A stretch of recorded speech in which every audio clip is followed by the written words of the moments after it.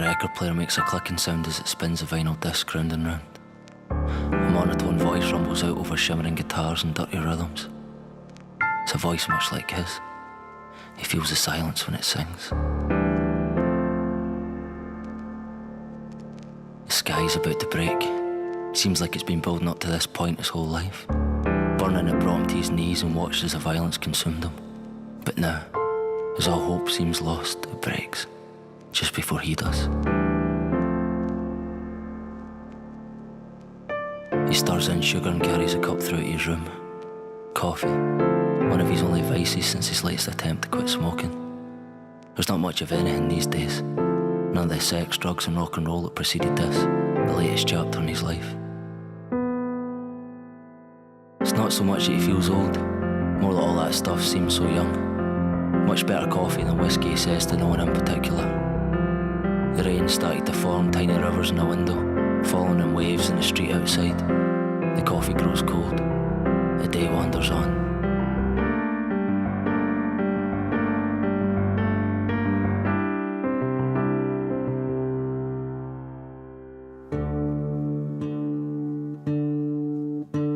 He had a dream last night, vivid as the posters of Johnny Cash and Bruce Springsteen that decorate the walls. An old flame, a long-carried torch. She was in his house in the dream, smiling, chatting, just like it used to be. It looked like perhaps they'd get back together. In the dream, of course. She's really married now, at least he thinks she is. That's what he'd heard anyway from the folks he'd managed to keep in touch with from way back when.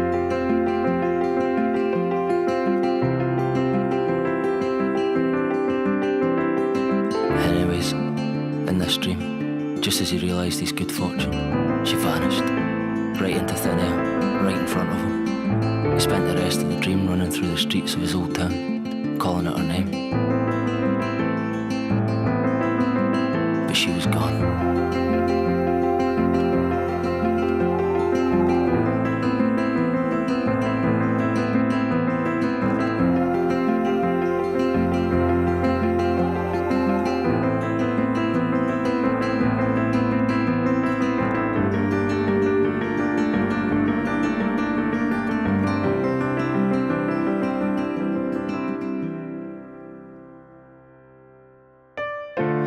With a real sense of loss, grief almost.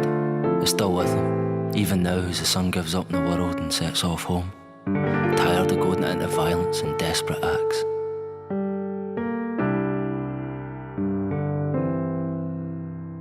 The rain took care of all that, leaving him in the shadows to gather strength and ponder the real meaning of it all, thinking of all it was and could have been. She's gone. She's not coming back. He knows this.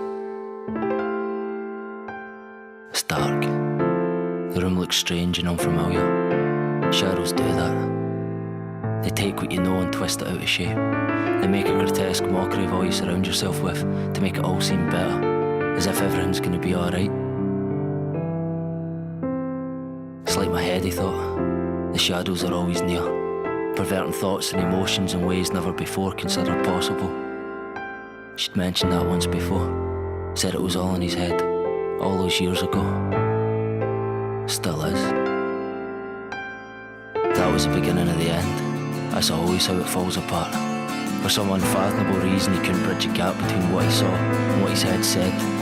He often wondered if he was mad.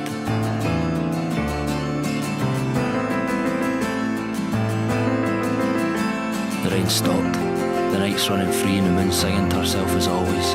The streetlights guide the beautiful people home, leaving the drunks and the homeless to fight over their scraps till dawn calls their endless encore.